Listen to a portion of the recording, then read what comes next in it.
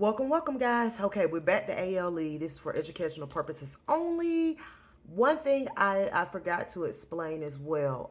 In ALE, in your policy, um, in the declaration page, what we explained long ago, there will be a limit for your additional living expenses. So, what I mean by that, some policies have where the limit is 12 months. Some say 3 months. It just depends. Every policy is different, right? So you have to look on your policy and see what is your limit to live in a hotel or Airbnb, whatever your adjuster approves for, right? So you want to be sure that you look at that on your deck page. Also, that would include your the things that I mentioned. If you get approved to go to the movie theater or to the YMCA to go swimming because you had a pool in your backyard or you have a movie theater in your house, things like that, then you want to make sure that you look at the deck page under additional living expenses. Okay. Another thing. Oh, one other thing, guys.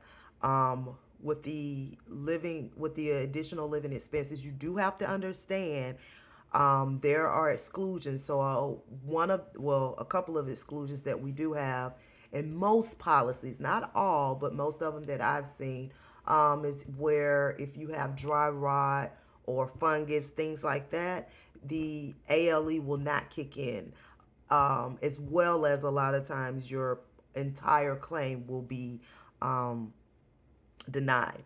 So you want to make sure that you don't have any fungus or dry rot, wet rot, things like that, that's causing you to not be able to stay in that home.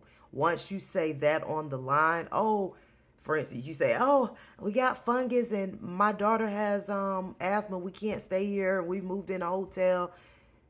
That's automatically something that the policy won't be able to pay for. And at that point, if you've been in that hotel for 3 days and you assume that your insurance will pay for it, then that would be something that you're going to have to come out of pocket. Okay. So, keynote here, you don't want to assume anything. You always want to read your policy, right?